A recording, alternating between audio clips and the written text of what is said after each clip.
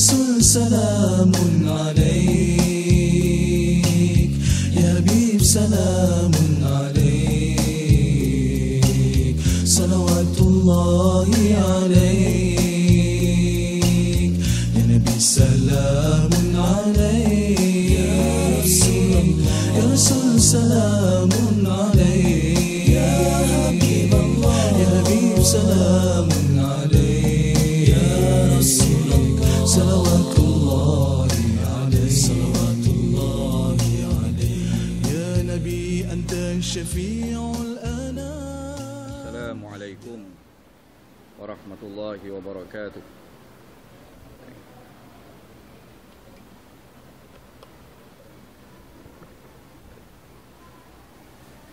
أعوذ بالله من الشيطان الرجيم. بسم الله الرحمن الرحيم. الحمد لله رب العالمين، نحمده ونستعينه ونستغفره، ونعوذ بالله من شرور أنفسنا ومن سيئات أعمالنا. من يهده الله فلا مضل له، ومن يضلل فلا هادي له. أشهد أن لا إله إلا الله وحده لا شريك له، وأشهد أن سيدنا محمدا عبده ورسوله. رب اشرح لي صدري ويسر لي أمري واحلل عقدة من لساني يفقهوا قولي. لقد جاءكم رسول من أنفسكم عزيز عليه ما عنتم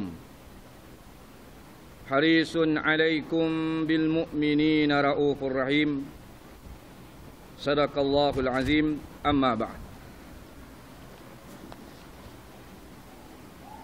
Yang saya hormati Tuan Pengacara Majlis, yang saya muliakan Tuan Pengerusi Masjid Pulai Perdana serta ahli-ahli jawatan kuasanya.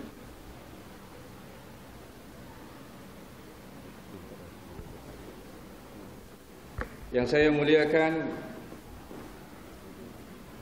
barisan Tuan Imam, Tuan Bilal, serta ahli-ahli jawatan kuasa sambutan majlis Maulidur Rasul sallallahu alaihi wasallam yang saya dikabarkan malam yang kedua. Alhamdulillah. Hebatnya orang Taman Pulai Perdana ni. Macam hebat masuk dekat sempang nampak kuda tadi. Ya. Sebab itu Rasulullah sallallahu alaihi wasallam dia suka naik kuda. Ya, Husan. Dia kalau duduk macam ni, dia macam buat kuliah itu je lah. Ya, dia sempoi begitu saja. Alhamdulillah, pada malam ini ada malam yang kedua, dan insya-Allah semalam Yang Mulia Al-Fadhil Ustaz Tengku, ya, saya pun pernah berjumpa dengan beliau di Masjid Ma'lawi Singapura. Dan esok lagi popular. Itu dia tuan-tuan. Jadi mana ibu-ibu yang esok lagi handsome daripada hari ni lah. Malam ini kita berada di rumah Allah ini, di masjid ini, tidak lain dan tidak bukan.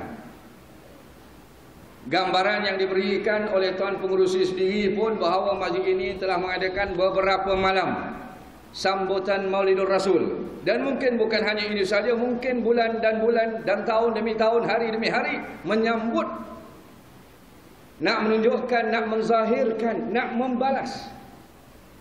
Sekarang ini tuan-tuan, kita ada di rumah Allah ini untuk menzahirkan rasa cinta kita ini, nak membalas. Sebab itulah para ulama kata, cinta kepada Rasul itu adalah syarat untuk kita dapat keredaan Allah dan dapat kita masuk syurga Allah. Sebagai syarat.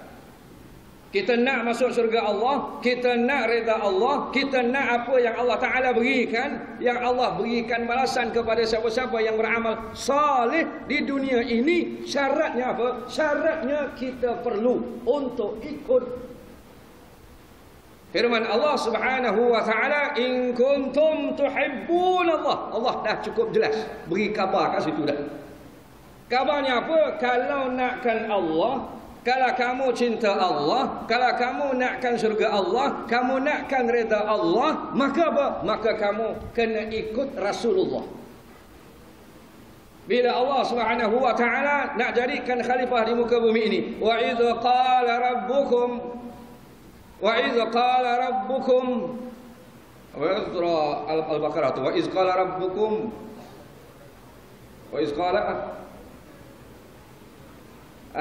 supaya kita punya Imam Al-Hafiz. Tadi minta maaf, Tuan Fusi cakap Ustaz Muhammad Idris Al-Hafiz. Saya Al-Hafuz. Ya, saya menguruskan sekolah tahfiz tapi saya bukan Al-Hafiz. Sikit bolehlah. Itu kita Imam. Wa iz qala rabbuka lil malaikati inni ja'ilun fil ardi khalifah.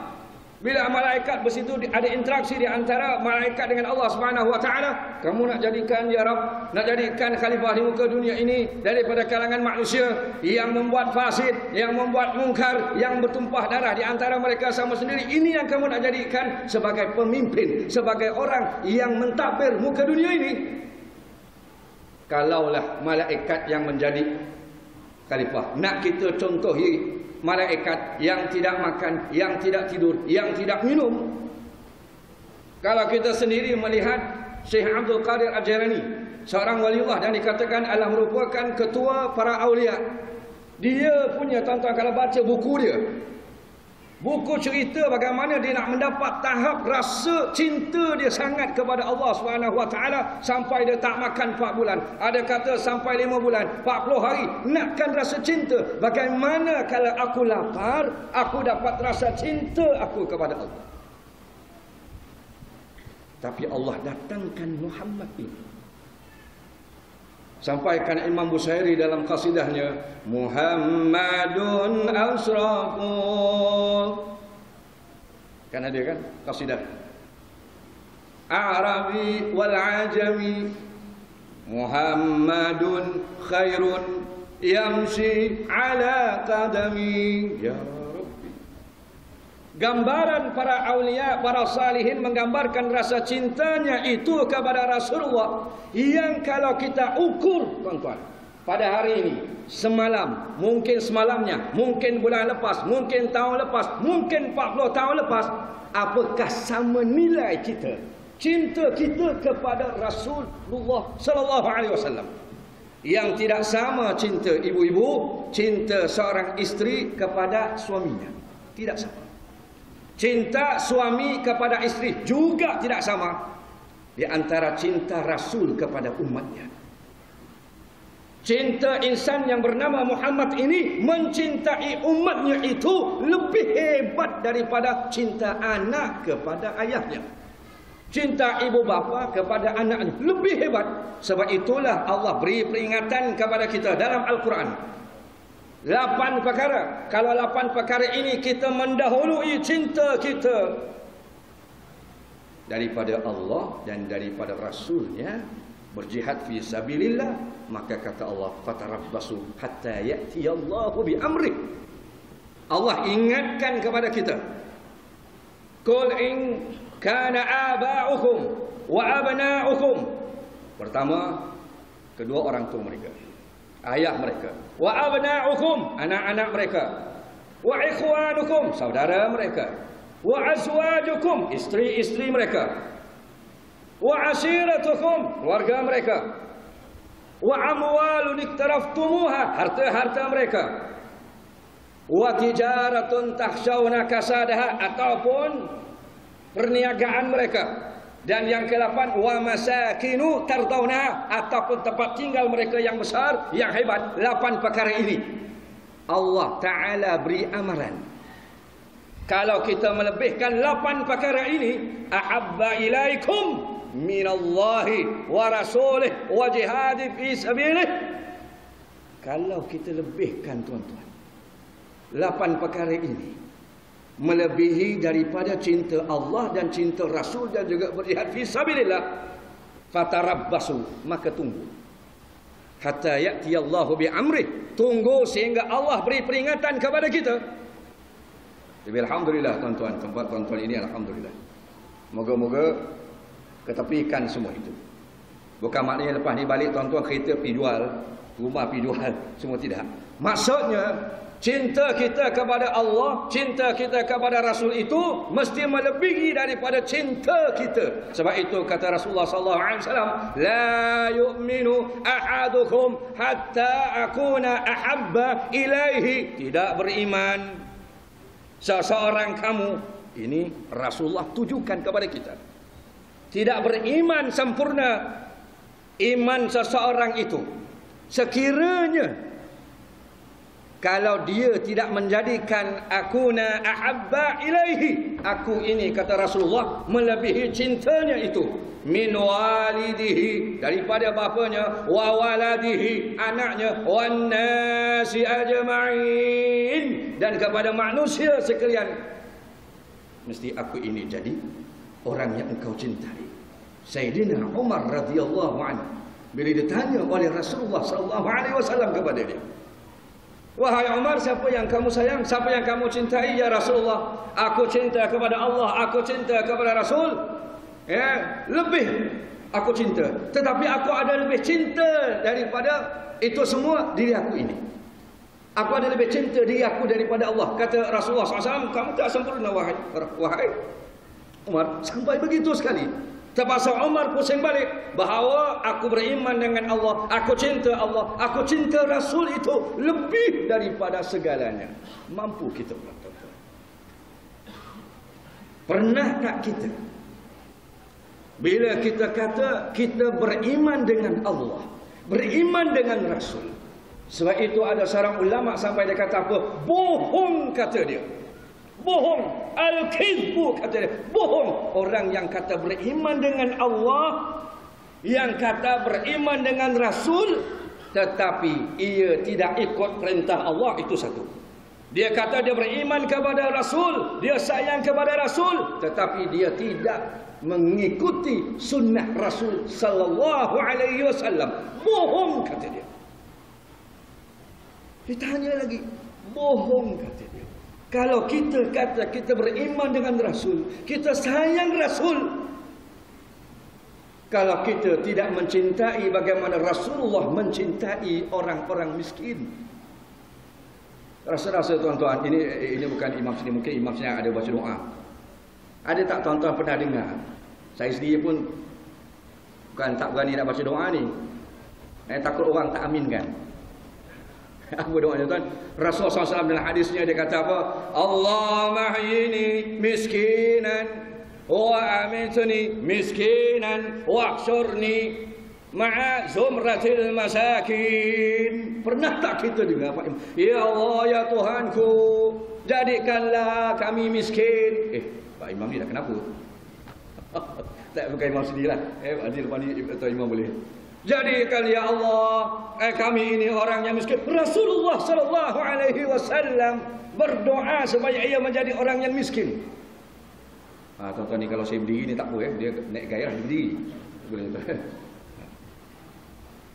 Rasulullah sallallahu alaihi wasallam sampai berdoa begitu. Jadikan aku ini orang yang miskin. Jadikan aku ini nanti mati juga seorang yang miskin. Dan ya Allah, ya Tuhanku, dia berdoa kepada Tuhannya, kekasihnya, ya Rabbi, nanti di padang mahsyar nanti ya Allah, kumpulkanlah aku juga bersama dengan kumpulan orang-orang yang miskin, ya Rabbi. Yang disebut tuan-tuan oleh Imam Al-Ghazali dalam kitab Ihya Ulumuddin dalam bab tawaduk. Ya Allah tuan-tuan, kalau tuan-tuan baca, kalau ada siapa atau sosok yang buka sini buka kitab Ihya Ulumuddin, tuan-tuan, menangis kita melihat diceritakan oleh Imam Al-Ghazali dalam kitab Ihya Ulumuddin. Seorang manusia, kata Imam Al-Ghazali, seorang kekasih Allah, seorang pemimpin, seorang yang dikatakan paling agung di dunia ini, manusia ini, sanggup menaiki himar. sanggup menaiki himar seorang yang penuh mulia. Kita datang pun tidak juga, tuan-tuan. Kita datang pun naik kereta, naik apa? Sebab himar tak ada, tuan-tuan ya. Kalau himar ada, mungkin kita boleh naik. Sampai begitu sekali. Kita pergi ke masjid pun naik kereta, naik apa? Sampai ada sebuah hadis Rasulullah sallallahu alaihi wasallam, man yamshi basyiri al-munsyiina fi zulm ila al-masajid bin nur tam yaum al-qiyamah. Itu Rasulullah SAW. Dan sabdanya, beritahu kabar gembira kepada orang-orang yang berjalan kaki dalam gelap ke masjid. Tapi tuan-tuan janganlah balik ni semua tutup lampu kereta masing-masing. Ada bertembung-tembung pula, tapi tak bercahaya banyak kat sini. Itu Rasulullah SAW. Imam Al-Ghazali rahimahullah ta'ala, dia kata manusia ini sanggup menaiki himar. Sifat tawaduknya Rasulullah SAW. Kalau kata kita cinta kepada Rasulullah SAW pada malam ini dan seterusnya, dan akhirnya kita mati itu juga mesti mengikuti sunnah. Jangan menolak sunnah seperti mana yang baru-baru ni berlaku. Dia tak cerita ya. Dan apabila ia berkumpul di tengah-tengah khalayak ramai, tuan-tuan, sampai sahabat yang datang, mana Rasulullah? Sampai orang tak tahu mana satu Rasulullah. Punya tawaduknya. Sebab itulah Rasulullah SAW sampai dia kata, Absus salam wa at'imut ta'am. Ya Rabbi. Dia mengajar, insan yang agung ini mengajar umatnya itu mesti ada sifat tawaduk. Sebab itu dalam doanya, Allahumma ahyini miskinan, jadikan aku ini orang miskin. Bukanlah maknanya miskin Abdul Rahman bin Auf, kaya. Di antara orang yang kaya. Tapi bagaimana sifat tawaduknya Abdul Rahman bin Auf, tuan-tuan? Kita belum pernah dengar lagi orang buat begitu. Kalau kita buka sejarah Abdul Rahman bin Auf, ceritanya kalau di Madinah, tuan-tuan, tutup saja kedai pada waktu malam, dia akan bergerak menuju ke kedai-kedai. Ketuk pintu kedai. Siapa yang ada berhutang pada kamu pada hari ini? Ada? Ada. Berapa hutangnya? Sekian, aku bayar. Siapa lagi ada? Aku bayar. Pergi lagi ke kedai yang lain, ketuk, ada hutang? Ada, aku bayar. Ada lagi, seluruh kota Madinah, kedai-kedainya diketuk oleh Abdul Rahman bin Auf, membayarkan hutang kepada orang yang berhutang. Kalau kita, tuan-tuan, pergi ketuk, ada hutang? Ada, RM100. Esok ketuk lagi, ada RM1,000. Hari ni pula. Esok ada lagi RM4,000. Makin bertambah pula sebab ada orang bayar. Mungkinlah. Tapi kalau kita amalkan Abdul Rahman bin Auf, sifat tawaduk yang manusia agung ini ajar kepada para sahabatnya, Sayyidina Umar radhiyallahu anhu semasa zamannya. Bagaimana pada ketika itu ada krisis makan, krisis kebuluran pada ketika itu. Ketika ia makan jubnah ataupun dikata keju, bila dia tahu rakyatnya sudah tidak makan keju, apa Sayyidina Umar radhiyallahu anhu, dia kata apa? Mulai daripada hari ini aku tidak akan makan keju selagi umatku, selagi manusia, orang-orang Islam tidak dapat makan keju. Sifat tawaduk ini yang diberikan oleh junjungan besar. Apa pancaran dia, ya Rabbi? Satu hari, tuan-tuan. Sebab ini dah pakai ni boleh berdiri lah, tuan. Tak boleh, tuan.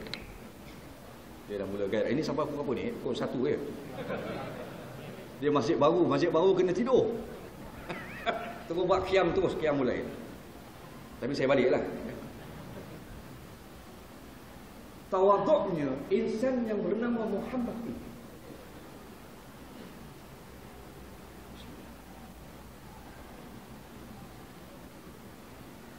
Dan kita baca dalam lipatan sejarah, tak tahu saya nak sini.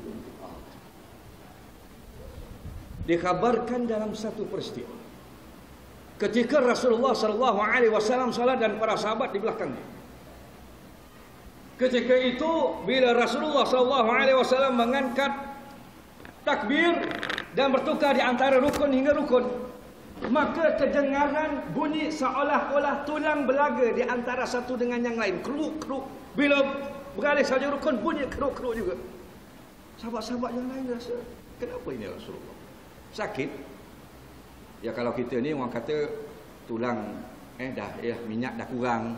Kalau kita ni selesai saja salat saja habis Rasulullah SAW, maka sahabat bertanya, ya Rasulullah, ketika kamu salat dan beralih di antara satu rukun dengan satu rukun yang lain, maka kedengaran bunyi yang pada kami kamu sakit ya Rasulullah. Kenapa dengan kamu ya Rasulullah? Maka kata Rasulullah, tidak, aku tidak sakit. Ini insan yang paling agung, yang rasanya pada malam ini mungkin pada semalamnya, pada bulannya dan pada yang akan datang untuk kita menyamalebalkan kasih Muhammad ini kepada umatnya tidak akan sampai. Bila ditanya oleh sahabat, kamu sakit ya Rasulullah? Tidak, aku tidak sakit. Tapi kami kedengaran bunyi seolah-olah ada benda yang menyakiti, akan sakit kamu itu. Maka junjungan besar Rasulullah SAW telah membuka jubahnya, dan kelihatan di atas perutnya itu beberapa biji batu yang diikat oleh Muhammad, junjungan besar kekasih Allah, pemimpin yang paling agung ini. Ada batu di atas perutnya. Bila dilihat oleh sahabat, ya Rasulullah, kenapa jadinya begini? Kenapa ada batu? Kamu lapar ya Rasulullah? Kalau kamu lapar, kami berikan makan. Kalau kamu tidak ada makanan, kami berikan ya Rasulullah. Kenapa kamu tidak beritahu? Ya Rabbi, kalau kita baca kisah ini tuan-tuan, mengalir air mata. Manusia yang diturunkan oleh Allah Ta'ala di muka dunia ini. Disebutkan dalam hadis Rasulullah SAW, innani lam ub'is la'anan wa inni bu'istu rahmatan ya Rabbi. Bila dia kata, sesungguhnya aku ini tidaklah diutuskan untuk la'anan, untuk mencaci maki, untuk menterjang, untuk berkata kesat kepada orang lain, untuk mengata yang tidak baik pada orang lain, untuk menyakiti hati orang lain. Tidak, aku bukan diutuskan begitu. Wa inni bu'istu rahmatan, aku ini diutuskan oleh Allah adalah apa? Adalah rahmat kepada sekalian alam ya Rabbi. Bila dilihat batu begitu tuan-tuan, dia tanya, kenapa ya Rasulullah kamu lapar? Ya aku lapar. Aku buat begini, kata dia. Kasihnya tuan-tuan Rasulullah itu kepada kita. Biar aku lapar di dunia, biar aku tidak makan di dunia ini, tetapi aku tidak mahu umatku lapar di akhirat kelak ya Rabbi. Terbalas ke kita tuan-tuan kasih kita ini, cinta kita ini, apakah padan dengan kita berbuat seperti ini? Tapi alhamdulillah ada juga. Apakah padan? Apakah cukup di sini saja? Apakah balik kita hanya lupa? Bila datang kita orang bercakap pasal Muhammad kita ingat, bila orang bercakap pasal Muhammad kita lupa. Berapa banyak tuan-tuan Rasulullah memikirkan umatnya. Disebutkan oleh para ulama, dia kata Rasulullah SAW tak perlukan kepada cinta kita, sebab cinta yang sejati dia adalah cinta kepada Allah Subhanahu wa taala. Rasulullah perintahkan kepada kita untuk cinta kepada Rasulullah SAW itu bukan untuk Rasul, tetapi akan balik semula kepada kita. Benih itu akan berbalas semula kepada kita. In kuntum tuhibbun Allah fattabi'uni.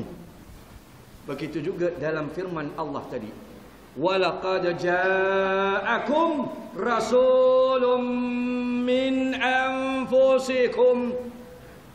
Walaupun ada pentafsiran mengatakan min anfusikum itu daripada kalangan manusia, ada pentafsiran yang lain mengatakan apa? Sesungguhnya telah datang seorang rasul min anfusikum, daripada dalam. Daripada dalam setiap manusia itu, Rasul itu ada. Sebab itulah bila kita sedih, maka Rasulullah itu akan cepat dengar. Kalau kita runsing, maka Rasulullah SAW akan cepat tahu. Berbanding siapa? Berbanding istri, berbanding suami, berbanding anak-anak, berbanding orang lain, berbanding para sahabat, berbanding kenalan-kenalan, berbanding keluarga dan sebagainya. Rasul itu min anfusikum azizun alaihi. Dia akan lebih cepat. Kalau kamu sedih, dia akan sedih. Punya sayangnya Rasulullah SAW ini, tuan-tuan. Sampai satu hari apabila ia berjalan di kota Madinah. Kadang-kadang Rasulullah SAW berjalan dengan para sahabat, dan kadang-kadang ia berjalan seorang diri. Dia berjalan-jalan saja, maka turun satu wahyu yang mengatakan kepada Rasulullah SAW bahawa barang siapa yang berselawat ke atas kamu sekali, maka Allah akan berselawat ke atasnya 10 kali. Ada ulama hadis yang mentafsirkan hadis ini mengatakan bahawa ganjarannya, pahalanya 10 kali ganda Allah berikan kepada orang yang berselawat ke atas junjungan besar Nabi Muhammad SAW. Punya sukanya Rasulullah SAW bila turunnya dikhabarkan begitu, maka Rasulullah telah masuk ke dalam satu kebun, maka Rasulullah telah bersujud kepada Allah SWT sebab sangat gembira. Diikuti di belakangnya itu ada seorang sahabat yang mengikuti Rasulullah berjalan, tapi daripada jauh. Bila dia nampak Rasulullah masuk ke dalam kebun, ketika bersujud, dia pun perhatikan Rasulullah SAW. Dan akhirnya sampai berkata dalam hatinya, oh, mungkin Rasulullah wafat sebab terlalu lama sujud syukur kepada Allah Subhanahu wa taala.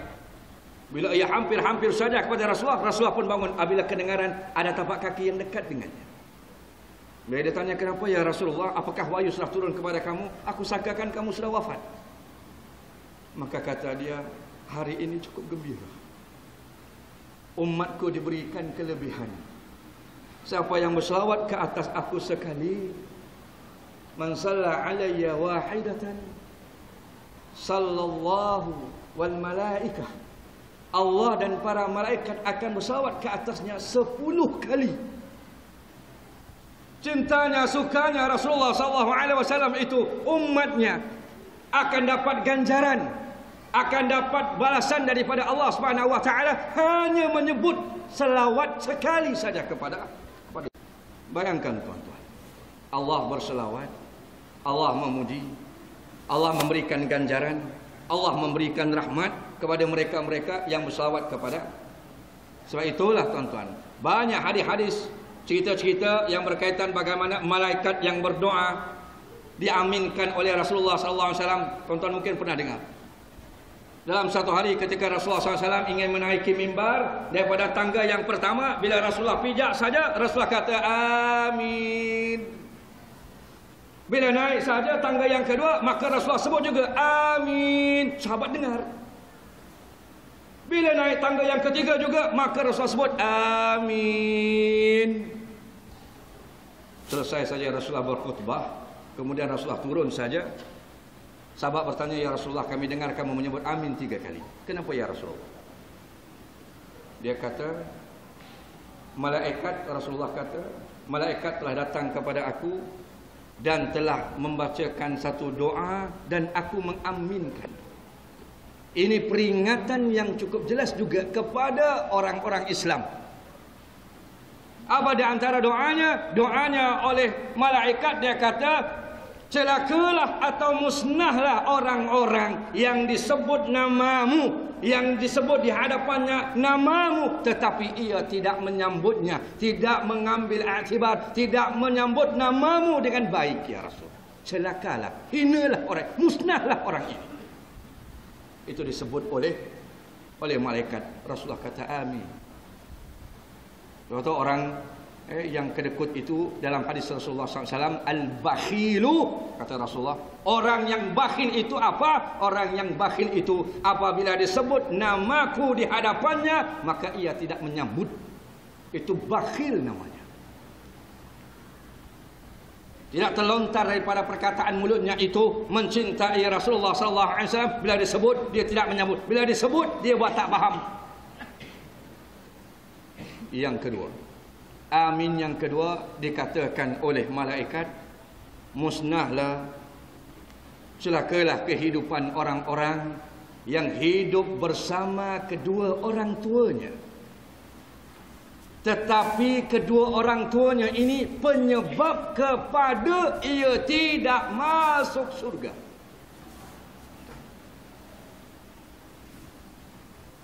Orang yang hidup bersama dengan kedua orang tuanya ini penyebab kepada ia tidak masuk surga. Ya Rabbi. Banyak hadis-hadis Rasulullah sallallahu alaihi wasallam taat kepada ibu bapa, firman Allah Subhanahu wa taala, hadis Rasulullah sallallahu alaihi wasallam, sehingga kan kedua orang tua itu wafat, kata Rasulullah sallallahu alaihi wasallam, kamu kena menjalinkan hubungan dengan kawan-kawannya, dengan kenalan-kenalannya, panggil kenalan-kenalannya itu untuk kamu berbuat baik, wasilah bersama dengan mereka sampai ke tahap itu sekali. Sebab itu jangan sampai kita tuan-tuan dapat hidup bersama dengan kedua orang tua dan dengan sebab dialah kita tidak dapat masuk neraka. Dapat masuk syurga. Yang ketiga, tuan-tuan, bila amin yang ketiga yang disebutkan oleh Rasulullah sallallahu oleh malaikat, diaminkan oleh Rasulullah, apa dia? Yaitu celakalah, musnahlah kehidupan orang-orang ini, yaitu kumpulan atau golongan orang-orang yang memutuskan hubungan silaturahim. Sebab itu hubungan silaturahim hablum minallah wa hablum minan nas. Allah hantarkan Muhammad ini nak tunjukkan kepada kita bagaimana kehidupan manusia dengan manusia. Allah berikan apa tuan-tuan? 3 sifat. Kalau kita kata kita orang Islam, kalau kita kata kita orang yang beriman, maka kita kena pegang hadis Rasulullah sallallahu alaihi wasallam, al-muslim man salimal muslimuna min lisanihi wa yadihi. Yang dikatakan orang Islam itu siapa? Yaitu orang Islam yang lain rasa selamat daripada apa? Daripada lidahnya dan daripada tangannya. Kalau kita kata kita orang Islam, maka kita kena buat seperti ini. Kenapa? Sebab Rasulullah seperti itu. Aku ini tidak diutuskan untuk melaknat. Dalam suatu peperangan Rasulullah SAW menang. Sahabat kata, ya Rasulullah, kamu sudah menang sekarang ini, kamu boleh laknat, boleh marah, boleh mencerca orang-orang kafir yang kala ini. Tidak, kata Rasulullah, aku bukan diutuskan untuk melaknat, untuk memaki, untuk mencaci. Tidak. Kata Rasulullah SAW. Inilah insan yang mengajar erti rahmatnya. Satu hari tuan-tuan, Rasulullah SAW didatangi oleh seorang yang berzina. Datang kepada Rasulullah SAW, dia kata, ya Rasulullah, aku berzina ya Rasulullah. Maka zina itu ya Rasulullah. Rasulullah kata apa? Kamu ni silap kot, kata dia. Kamu balik dulu. Datang balik, ya Rasulullah, kad zanaitu, aku dah berzina ya Rasulullah, kata dia. Tidak, kata Rasulullah, mungkin, ini hadis Rasulullah, ini bukan saya kata, mungkin kamu ramas tak agaknya tak, kata dia. Kata Rasulullah, kamu ramas kot, kamu tak berzina. Ya, kalau kita bahasa kita ni romen-romen kot, kata dia. Tidak ya Rasulullah, aku berzina. Kamu mungkin cium dia kot rasa. Tidak ya Rasulullah, aku berzina. Kalau betul begitu, nampak tu tuan-tuan, rahmatnya siapa? Rahmatnya Rasulullah SAW itu kepada seorang lelaki yang mengaku dia berzina, tetapi Rasulullah tak terus hukum. Kasihnya. Sebab itu dalam sebuah hadis Rasulullah SAW kata apa? Syafaat aku, kata dia. Ini untuk orang-orang yang buat dosa besar. Syafaat aku, kata Rasulullah SAW juga, adalah untuk ahli al-kabair, yaitu orang-orang yang melakukan dosa-dosa besar. Ada pula nanti orang kata apa tuan-tuan, kalau gitu kita boleh buat dosa lah, nanti Rasulullah syafaatkan kita. Jangan tuan-tuan. Ada juga kadang orang dia kata apa, anak yang hafaz Al-Quran, dia kata ibu-ibu 10 ahli keluarganya dia akan boleh ambil sebagai syafaat dia kalau anaknya hafiz Al-Quran. 10 orang ahli keluarganya ia boleh tarik untuk masukkan ke surga. Seorang makhluk, seorang hamba Allah, dia kata, kalau gitu Ustaz, kita tak payahlah nak sembahyang, nanti anak kita boleh semakan kita masuk tu. Bukan maksudnya begitu tuan-tuan. Ya, kelebihan anak-anak yang hafiz ini, sekiranya kedua ibu bapanya sudah dikenakan hukuman, sudah dikenakan apalah sebagai masuk neraka, mungkin atas rahmat Allah Subhanahu wa taala. Suatu dalam sebuah hadis yang lain, bila dikatakan oleh sahabat kepada Rasulullah sallallahu alaihi wasallam, bagaimana dengan amalan aku ini? Kata dia, apakah aku boleh masuk surga? Sehingga kata Rasulullah SAW, kata, amalan aku juga ini, aku tak tahu boleh masukkan aku ke dalam surga, kecuali boleh masuk surga mendapat rahmat daripada Allah Subhanahu wa taala. Ya Rabbi, insan yang penuh mulia ini telah menunjukkan akhlaknya. Seorang sahabat datang bertemu dengan Aisyah radhiyallahu anha. Dia kata, wahai Aisyah, bagaimana dengan akhlak Rasulullah? Aisyah tanya balik kepada dia, kamu pernah baca Al-Quran ataupun tidak? Ya, aku pernah baca Al-Quran. Akhlak Rasulullah SAW itulah Al-Quran. Kalau kita baca Al-Quran, Alif Lam Mim, Zalikal kitabu la raiba fi, sudah bermulanya akhlak Rasulullah SAW berpegang teguh kepada kitabullah, berpegang kepada Al-Quran sebagai sumbernya, sebagai perjalanan hidupnya. Dia pegang Al-Quran itu dan As-Sunnah itu. Kehidupannya itu dipancarkan kepada orang untuk orang lihat bagaimana ia berakhlak dengan manusia. Yang akhirnya mereka-mereka itu akan dapat masuk surga Allah apabila mengikuti sunnah Rasulullah sallallahu alaihi wasallam. So itu dalam sebuah hadis tuan-tuan. Kita hari ini apa nak jadi tuan-tuan? Dalam sebuah hadis Rasulullah SAW pernah ingatkan kita, satu hari nanti umat aku ni ramai, kata dia. Ramai. Orang Islam ramai. Dalam sebuah hadis yang lain disebut oleh Rasulullah SAW, umatku ini memerintah daripada hujung dunia sampai hujung dunia. Ramai orang Islam yang memerintah, ramai orang Islam yang mentadbir dunia. Ramai, dia kata, umatku. Tetapi ramainya umatku itu seolah-olah seperti buih di lautan. Kita ni tuan-tuan dibayangkan oleh Rasulullah ketika ini seperti buih di lautan, di mana apa? Kalau dianduk ombak maka berpecahlah ke sana kemari. Begitu rapuhnya kita orang Islam pada hari ini. Sahabat tanya, ya Rasulullah, kenapa begitu? Sebab ada dua. Pertama, karahiyatul maut, dan juga hubbud dunia, takut kepada mati, dan juga cinta kepada dunia. Itu yang disebutkan oleh Rasulullah qalbu al-kabir, hati orang dewasa tuan-tuan. Disebutkan oleh Rasulullah SAW, kenapa hati orang dewasa kita ni tuan-tuan boleh hanyut? Sebab dua, tulal amal wa hubbud dunya, panjang angan-angan dan juga cinta dunia boleh menyebabkan orang yang dah berumur pun karaoke. Tuan-tuan, saya kat Musing, Musing ni pun boleh tahan juga tuan-tuan. Baru-baru ni ada orang datang, saya balik Musing, lepas saya pindah kat JB. Saya kata, Ustaz tolonglah beritahu, ada satu tempat tu kata dia, orang karaoke yang karaoke ni, inilah mungkin akibat agaknya penangan apa itu yang dekat TV tu tuan Haji, Kilauan Mas apa?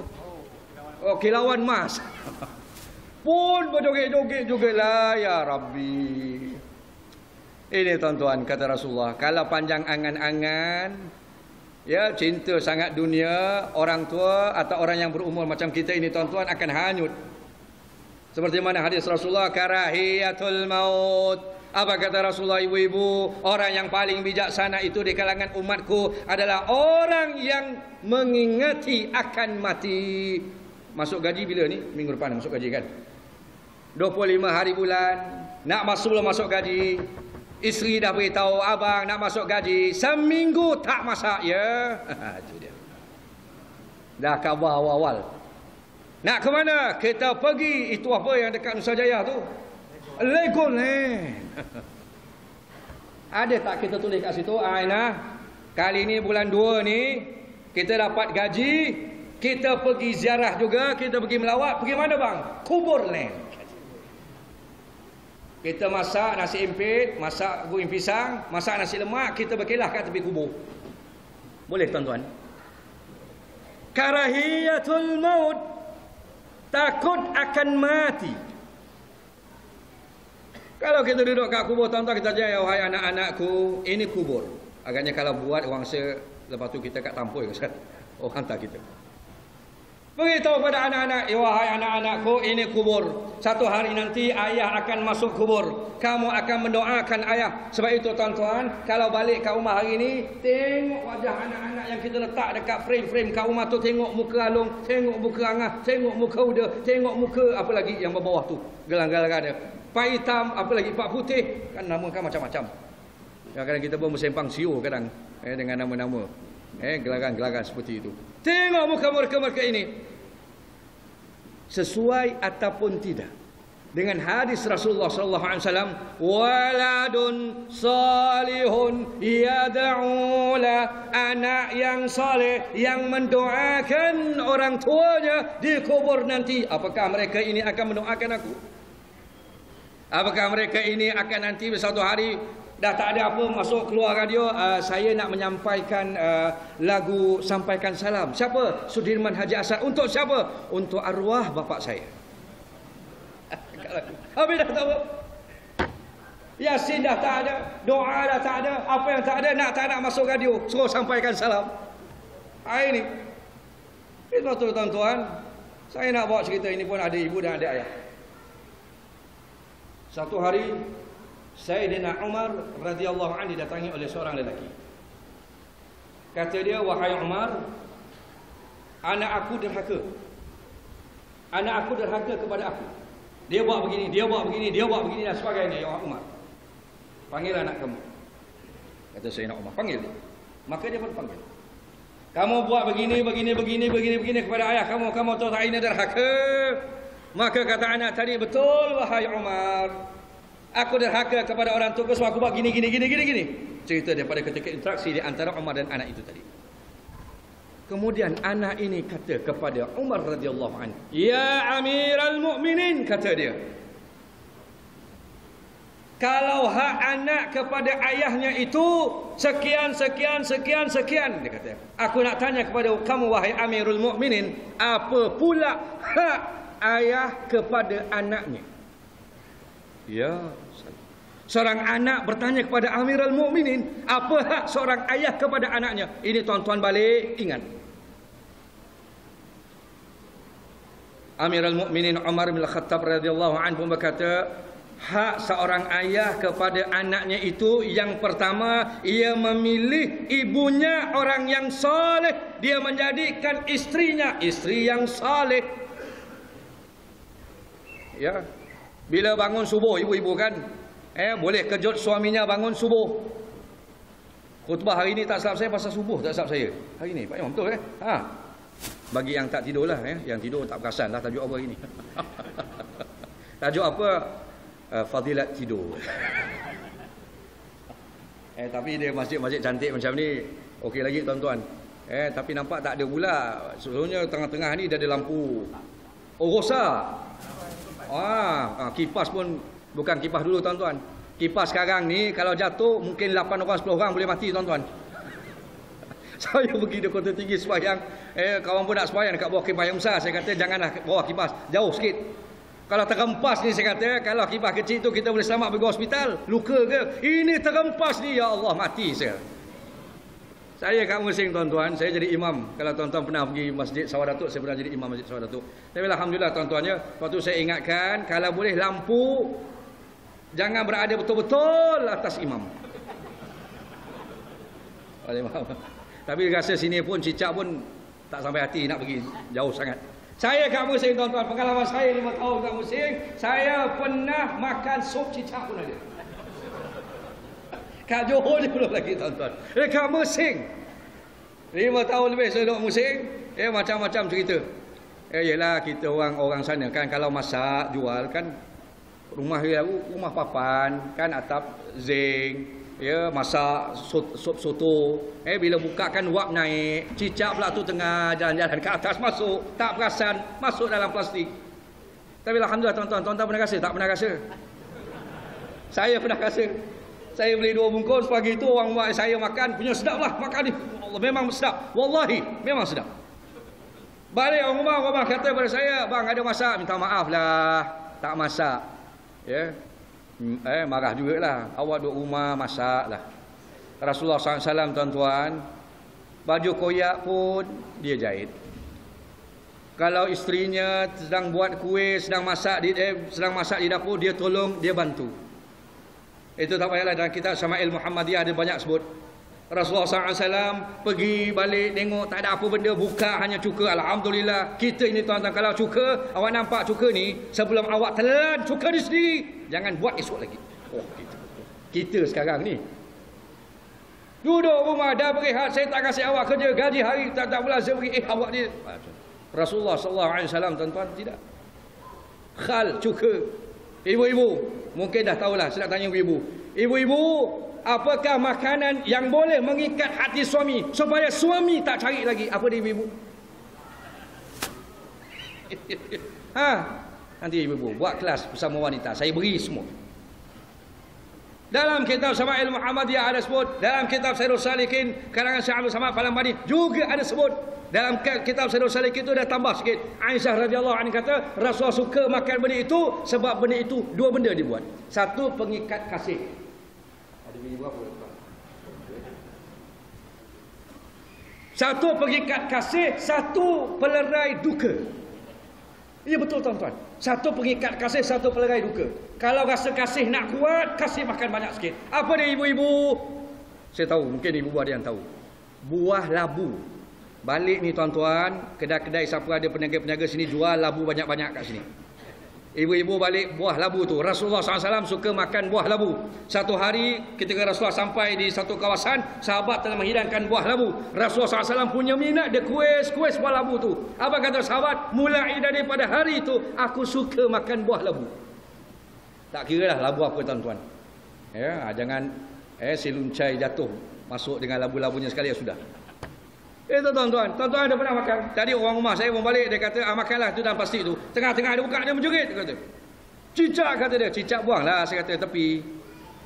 Awak pergi ambil balik, kata dia. Tengok cicak tu kat mana? Kata dia. Rupanya cicak tu dekat dalam plastik soto tu sendiri. Memang sedap tuan-tuan. Saya pergi pesantren Nurul Huda, pesantren Pak Habib Abdul Qadir Al-Habsyi di Bogor, Indonesia.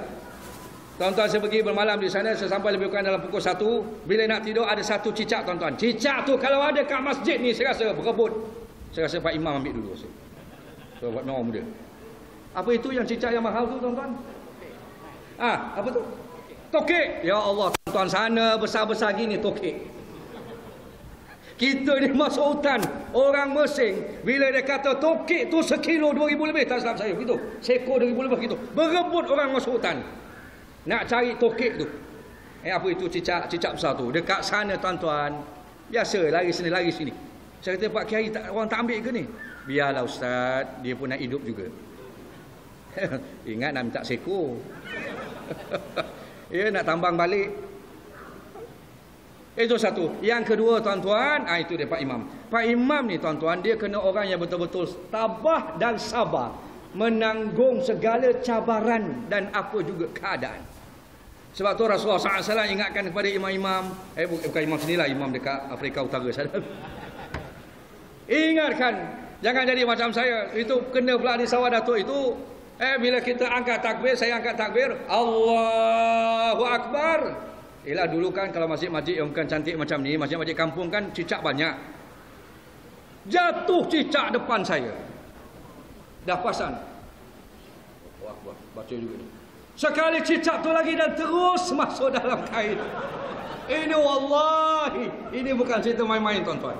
Sebab itu kita ni, ya tuan-tuan, jelah macam kita ni, kalau saya tanya pun tuan-tuan, ini ada ibu macam segan pula nak tanya. Kalau tanya pun kita ni berapa kerat sangat yang pakai suara dalam kalau gitu. Masuklah saya. Takbir yang pertama, Allahu Akbar. Suatu tuan-tuan, kalau kita baca dalam kitab Ihya Ulumuddin, dalam kitab Mau'izatul lil Mu'minin, khulasah daripada kitab Ihya Ulumuddin karangan Imam Al-Ghazali, disetuhkan atau dinukilkan oleh Imam Malik. Ada kata Imam Hanafi, dia kata khusyuk dalam solat itu bagaimana? Dia kata bila kita angkat takbir Allahu Akbar, maka kita tak tahu kiri kanan. Ini tuan-tuan, Allahu Akbar, orang sana keluar. Habis semayang kau pergi mana tadi? Sini boleh tahu orang sana buat apa. Tak khusyuknya kita. Sebab itu Imam Al-Ghazali kata apa? Dalam kitab Ulumuddin, dalam bab, tuan-tuan boleh buka balik, dalam bab salatul batin atau batinus salat. Salat batin tu apa? Ini bukan ayah pin punya cerita. Ini bagaimana salat batin yang kita buat ini adalah luaran syariatnya. Bila kita angkat takbir, akhir dengan salam, okey, settle, lulus. Semua rukun lulus. Tetapi kita belum tahu lagi kita diterima ataupun tidak kalau hati itu salat tidak dibawa bersama ketika kita salat. Apa kata Imam Ghazali? Kalau kita bersujud, kalau kita ingat selain daripada Allah, kita ingat apa? Ingat rumah, ingat apa? Lepas ni makan apa? Ada makan kambing hari ni? Tak ada. Esok ada. Oh, dia artis datang kambing. Saya kena datang esok. Esok kambing kambing golek ke apa? Ada. Oh, biryani. Oh, alhamdulillah. Ya. Itu dia. Kata Imam Ghazali, dalam sujud ingat isteri, ingat anak-anak, ingat kuih, ingat asam pedas rumah, ingat apa? Kata Imam Ghazali, dia sedang melakukan syirik kepada Allah. Ya, salam. Bukan main-main, tuan-tuan. Sebab tu salat ini bukan main-main. Kalau Pak Imam, Tuan Imam boleh terangkan sebenar-benar salat itu bagaimana, maka terangkanlah kepada jemaah salat itu bagaimana. Sebab apa? Kata Imam Ghazali, sujud itu tidak selain daripada Allah Subhanahu wa taala, tidak pada manusia, tidak pada makhluk-makhluk yang lain, kecuali sujud itu kepada Allah taala. Kalau dia bersujud diingat lain, maknanya apa? Dia sedang melakukan, sedang menduakan Allah taala. Sampai begitu sekali, tuan-tuan. Jadi bagaimana, tuan-tuan, bila tengah sembahyang, ya kita ni nak sampai tahap orang kata, macam saya dekat Jordan lah. Saya ada bawa kawan saya, orang daripada Jordan yang pandu saya kat sini. Saya ingat lagi saya sembahyang, masa tu sembahyang gerhana dekat tempat dia, di Universiti Alil Bait, kawasan perumahan dia orang. Ya, tak pernah sembahyang gerhana. Kita, tuan-tuan, sembahyang gerhana matahari, gerhana bulan dekat Malaysia ni berapa? Tuan-tuan, lebih kurang 5 minit. Khutbah settle balik. Ambil gambar gerhana matahari, gerhana bulan. Dia sembahyang tak juga. Dia orang. Sembahyang kat sana, tuan-tuan. Sembahyang gerhana, kalau Tuan Imam sini buat, saya rasa gerhana akan datang, tak ada orang datang. Pak Imam, Pak Bilal. Berjam-jam orang sembahyang. Sampai saya tak silap saya dengan dia. Tak silap saya lah, tapi saya lupa ingat. Sehingga bila Pak Imam dia sembahyang apa ini, sembahyang gerhana kan, 4 rukuk, 4 kali sujud.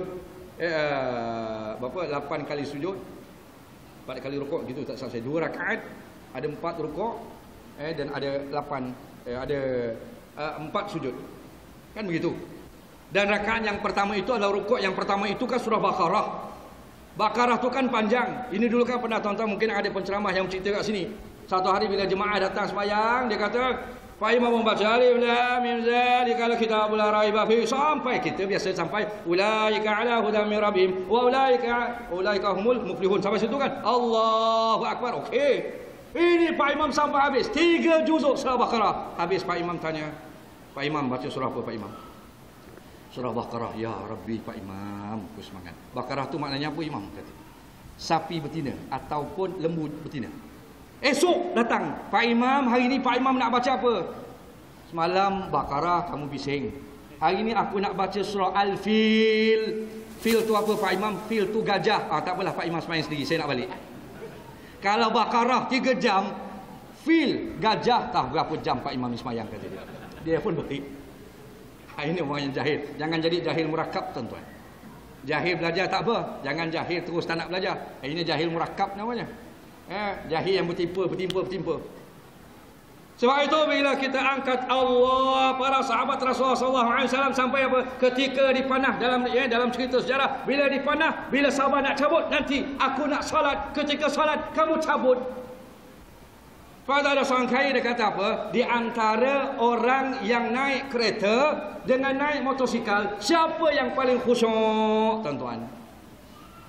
Yang naik motor dengan naik kereta, siapa yang paling khusyuk? Di antara naik motor dengan naik basikal, siapa yang paling khusyuk? Orang yang naik kereta lebih khusyuk daripada orang naik motosikal. Sebab apa? Ini kalau diangkat di orang, selamat. Kalau kereta dia lambat nak pecah, nak itu, nak masuk, nak apa, mungkin sampai ke tahap itu sekali. Sebab itu khusyuk itu sangat penting ketika solat. Sebab itu yang bila saya kena tu, bila Allahu Akbar dia pun masuk. Tapak cicak tuan-tuan, dia sejuk. Kita kan dulu tuan-tuan, kan dulu kalau cicak kobing katanya, kalau gigit masa dulu budak-budak kan, kalau cicak kobing, kalau dia gigit, tunggu apa tuan-tuan? Tunggu guruh di langit baru tercabut. Tapi saya fikir juga cicak ni tak boleh saya rasa. Bila saya nak sujud, kita terasalah benda tu turun naik. Ini imam memang cabaran dia cukup hebat. Sebab itulah para ulama dia kata, kalau orang nak jadi imam, sebelum sampai mesti buang semuanya. Jangan bila nanti bila sahabat jadi imam, bila nak dekat, kita pula nak membuang. Pak imam yang berat, Pak imam sini. Pak imam nak membuang. Masa itulah kita menggigil-gigil ni nak habiskan. Makmum suka duduk belakang imam juga. Sebab itu dalam fiqh dia kata orang yang duduk di belakang imam mesti orang yang ada derajat dia. Maksud orang yang sangat berilmu, orang yang sangat ini. Bila apa? Kalau imam batal saja salat, Pak imam keluar daripada solat, katakan bila Allahu Akbar, alhamdulillah, terkentut pula Pak imam. Pak imam pun assalamualaikum. Siapa yang nak ganti dia? Mesti orang di belakangnya. Tak boleh orang semua sana keluar nak jadi Pak imam. Tak boleh. Kaedahnya mesti betul. Suatu orang yang belakang imam kena orang yang betul-betul. Kalau kita pergi semayang kena balik masjid cantik macam ni, kena buang baik-baik dekat rumah barulah pergi. Jangan Pak imam pula baca lambat. Bismillahirrahmanirrahim. Masa tu dah mula keluar. Bila sampai ke tayat akhir, belakang Pak imam pula, Pak imam kata, Allah, khusyuknya jemaah aku semayang ni. Makin baca doa panjang, lepas habis dah yang akhir panjang dah, makmum tak center kat belakang. Sebab itulah Rasulullah SAW tuan-tuan mengajar umatnya itu seorang yang sabar. Bagaimana cinta sahabat itu tuan-tuan. Kau berapa dah? Seorang sahabat Rasulullah SAW namanya Sauban radhiyallahu anhu datang bertemu dengan Rasulullah SAW dalam keadaan pucat muka, cengkung wajah. Bila dia masuk saja Rasulullah nampak, wahai Sauban, kenapa wajah kamu cengkung? Badan kamu kurus, pucat muka kamu. Kamu sakit wahai Sauban? Tidak ya Rasulullah, aku tidak sakit. Kenapa wajah kamu begini? Aku begini ya Rasulullah, sebab aku terlalu rindu kepadamu ya Rasulullah. Ketika aku bersama dengan istriku, aku ingat akan wajahmu. Bila aku bersama dengan anak-anakku, aku teringat akan wajahmu. Bila aku begini-begini, aku teringat wajahmu. Sehingga aku tak lalu makan ya Rasulullah. Aku tak boleh nak masuk air dalam aku ingatmu ya Rasulullah. Sahabat begitu sekali tu. Sahabat rindu nak tengok wajah Nabi. Rasulullah kata, wahai Sauban, kan aku dah ada di hadapanmu ini, terubat rindumu. Sauban terus menangis. Maka Rasulullah berkata kepada dia, kenapa kamu menangis ya Sauban? Ya Rasulullah, kalau aku hidup di dunia ini dan kamu hidup, kalau aku rindu, aku akan datang dapat melihat wajahmu. Aku pergi, aku akan dapat menatap wajahmu ya Rasulullah. Tapi aku memikirkan ya Rasulullah, kalau aku mati, Kalau kamu wafat, bagaimana aku nak melepaskan kerinduanku kepadamu, ya Rasulullah? Maka keluar sebuah hadis Rasulullah SAW untuk seluruh umatnya. Wahai Sauban, kamu akan berada di dalam syurga atau di akhirat kelak ma'a man ahabba ilaih, bersama dengan orang yang engkau sayangi. Engkau sayang aku benar Sauban? Benar ya Rasulullah, kamu akan bersama denganku. Sesiapa yang menyayangi seseorang itu, maka ia akan bersama dengannya. Kalaulah istri itu sayang kepada suaminya, maka ia juga akan bersama dengan suaminya. Kalau suaminya itu sayang kepada istrinya, maka istrinya itu akan bersama dengan suaminya. Satu hari, seorang istri kepada seorang alim telah berdoa kepada Allah Ta'ala, ya Allah, penat orang yang Tuan Haji yang ambil ni, sekejap turun sekejap naik, sekejap turun sekejap naik. Minta maaf Tuan Haji, lepas ni tak panggil lagi lah Ustaz dia kata. Penat aku nak ambil, kata dia. Dia berdoa, ibu-ibu, isteri kepada seorang alim ini berdoa kepada Allah Ta'ala. Apa doanya? Ya Allah, ya Tuhanku, dekat dunia ini suami aku telah meminang aku, dan aku jadi isteri. Aku sangat sayang kepadanya. Hari ini aku berdoa kepadamu, ya Allah, aku nak meminang suamiku daripadamu, ya Allah. Aku nak hidup dengannya nanti dekat surga, ya Allah, kata dia. Ketika dia berdoa begitu, suaminya pun masuk. Wah istriku, kamu doa apa? Aku berdoa, aku meminang kamu di akhirat kelak, aku takut tidak dapat bersama denganmu. Wahai istriku, kata dia, kamu akan tetap bersama dengan aku di akhirat kelak selagi kamu tidak berkahwin dengan orang lain. Sekali itu saya buat kuliah pada perkumpulan wanita di Mersing. Seorang perempuan pun angkat tangan. Ustaz, kata dia, saya ni dah kahwin 4 orang, 3 dah mati, tinggal seorang ni yang terbaru ni. Jadi apa masalahnya, Kak? Masalahnya Ustaz, saya nanti ke akhirat kelak, saya nak bukannya isteri sekarang, suami sekarang ni. Kenapa pula, Kak? Sebab dia tak berapa handsome lah Ustaz. Saya nak yang nombor 2 tu, kata dia. Boleh tak boleh Ustaz? Saya berkhabar kat dia, saya kata, dah akhirat kelak nanti tuan-tuan, dekat dalam surga nanti tuan-tuan, semua manusia itu sama. Tak ada kata ini lawa, ini handsome, oh yang kau ambil aku je. Tak ada. Semuanya sama. Semuanya dalam keadaan tidak ada iri hati, tidak ada hasad dengki, tidak ada menambil hak orang lain. Tak ada. Pada ketika itu semuanya dalam keadaan yang baik, dalam bersifat yang baik, dan pada ketika itulah mereka semua hidup aman damai di sana. Jadi kamu tidak perlu risau kalau suami kamu pada hari ini tak berapa handsome. Ya Ustaz, kadang-kadang kes cerai berai. Pasal apa tuan-tuan? Dulu kalau mula-mula kahwin, bangun lagi penat, tukar ambil dia dulu. Ini turun naik nampak ni. Dulu masa kahwin, kalau nyamuk hinggap kepala isteri kita, punyalah marah. Nyamuk mana nyamuk? Apa kerja nyamuk? Walaupun nyamuk tu atas kepala pak mentua, kepala pak mentua pun kena hentaknya. Sebab sayangnya kita kepada isteri. Rasulullah SAW disebutkan dalam sejarahnya, dia kata apa? Ketika Rasulullah umurnya 56 tahun, 50 ke atas, Rasulullah bersama dengan isteri-isterinya di rumah.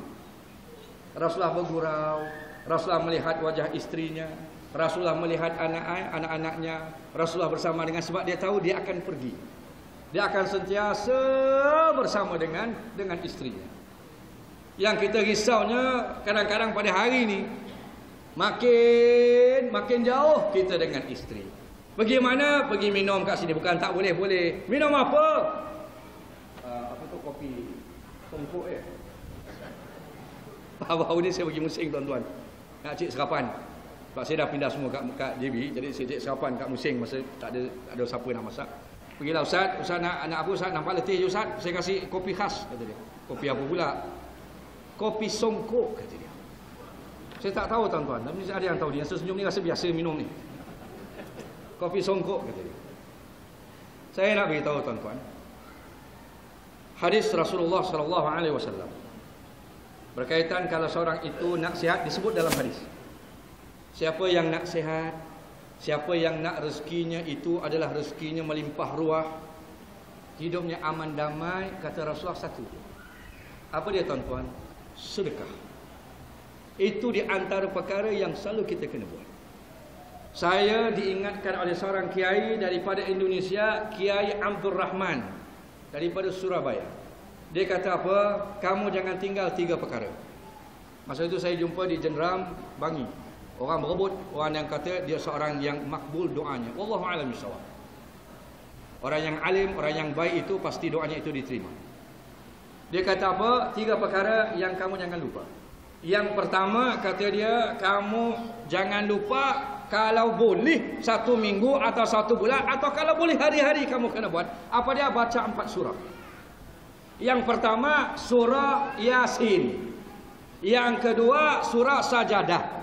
Yang ketiga surah Al-Mulk. Dan yang keempat surah Waqi'ah. Kamu baca 4 surah ini. Itu yang pertama. Yang kedua, kamu kena hadir atau kamu kena berkumpul dengan orang-orang yang saleh.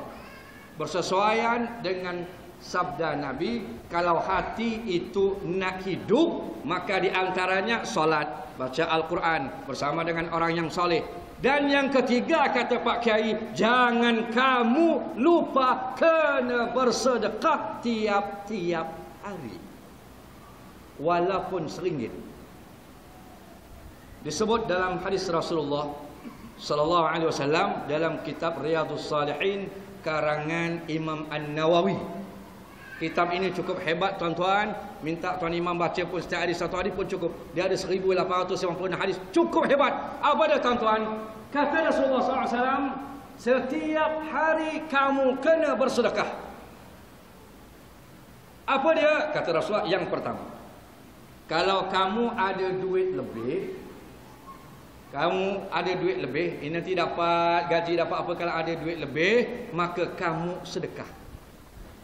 Dalam kitab Sahih Salikin diriwayatkan Rasulullah sallallahu alaihi wasallam tiap-tiap malam, laisa indahu dinarun wala dirhamun, tidak ada pada diri Rasulullah itu 1 dirham atau 1 dinar dekat dalam koceknya, kecuali dia keluar daripada rumahnya dan dia cari orang untuk bersedekah. Ya Rabb, tidak boleh buat. Seorang badui tuan-tuan, ketika Rasulullah berada di pasar, ini pernah, mungkin tuan-tuan pernah dengar ceritanya, apabila Rasulullah direntap kain selipangnya sehingga berbekas merah, bila badui orang badui itu berkata kepada Muhammad, wahai Muhammad, masa itu dia belum panggil Rasulullah, wahai Muhammad, aku nak harta yang bukan daripada ayahmu, yang bukan daripada ibumu, aku nak. Baik, kata Rasulullah. Rasulullah balik, beri.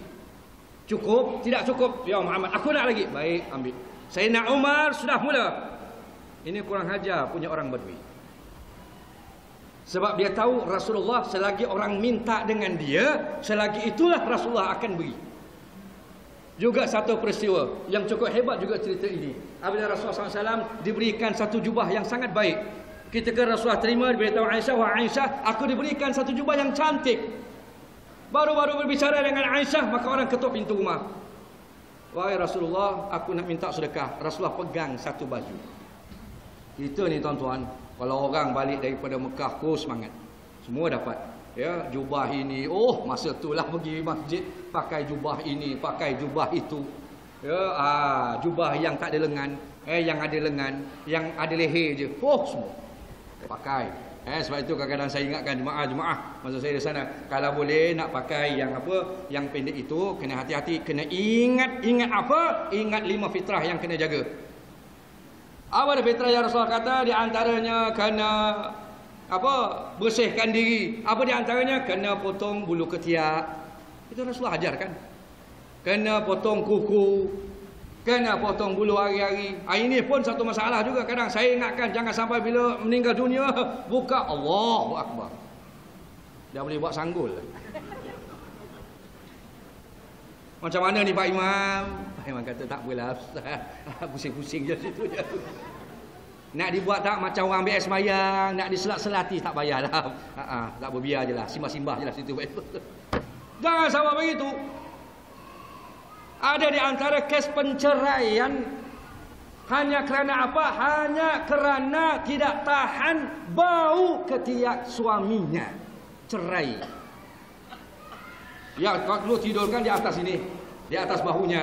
Ya dulu masa baru kahwin ya wangi semuanya. Dicium dengan begitu, ini bahasa Indonesia je bu. Lama-lama makin jauh, ya kenapa? Ya salam Pak Ustaz, kau semangat. Ya adorononya ya rosak ini. Itu dia tuan-tuan. Kan Rasulullah suruh bersihkan, suruh potong ini semua.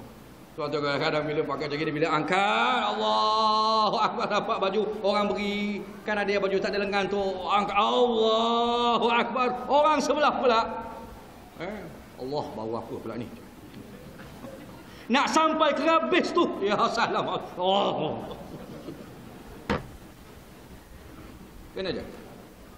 Sebab itu di antara kita sama kita ketika berjemaah itu kena jaga akhlak, jaga adab, jaga tertib kita dengan imam. Kata Imam Ghazali, apa yang dibuat oleh imam maka kita kena buat. Apa yang dilakukan oleh imam kita kena buat. Macam cerita apa? Ni banyak cerita pula malam ni tuan-tuan. Macam kat Indonesia, mungkin agaknya tak habis belajar agaknya. Dia tahu imam sembahyang, makmum kena ikut. Jadi pun imam Allahu Akbar, mungkin agaknya makan pacal leleh ke apa agaknya. Pacal leleh tahu tuan-tuan, pacal leleh? Tahu? Orang Indonesia kata pacal leleh tu apa? Itu ikan apa? Ikan kelik. Sakit perut pula Pak Imam. Allah. Terkentut Pak Imam. Macam mana nak keluar Pak Imam? Pak Imam pula tak habis belajar bab nak keluar. Macam mana aku nak keluar ni kata dia. Akhirnya dia pun fikir, kalau aku tak nak nampakkan makmum aku keluar, maka makmum kena rukuk dulu. Dia pun Allahu Akbar, rukuk. Masa ni lah aku nak keluar kata dia. Dia pun tak cakap banyak, terus lari ikut pintu dulu. Kalau masjid-masjid kampung semestinya ada pintu. Dia pun keluar ikut pintu ni. Pak Bilal pun belum habis belajar belakang dia. Bukan Bilal sini. Ini cerita, ini orang cerita Indonesia. Ini tok guru saya cerita, saya pun cerita baliklah tuan-tuan. Dia pun tak habis, dia kata apa? Sebagai makmum wajib ikut iman apa juga keadaan. Dah habis cerita, tuan-tuan dah tahu. Sebab di Indonesia tuan-tuan, banyak benda yang kadang kita belajar. Bukan di Indonesia saja, di tempat kita juga. Ini pun dah lama tak hujan, bagus dibuatkan solat. Esok mungkin minta dengan Al-Fadhil Ustaz Fauzi, buatkan solat hajat, minta diturunkan hujan. Tuan-tuan, minta supaya hujan turun. Senang, sebab bukan apa tuan-tuan. Kita ni istinja guna batu jarang kita guna. Nanti habis orang pakai batu, ada pula cala bala pula je. Minta dengan Allah Ta'ala supaya diturunkan hujan kepada kita semua. Jadi Pak Bilal kata, makmum kena ikut imam atas apa juga keadaan. Jadi dia pun nampak Pak Imam, dia pun cakap dengan makmum, Allahu Akbar. Pak Imam lari, dia cakap Pak Imam keluar.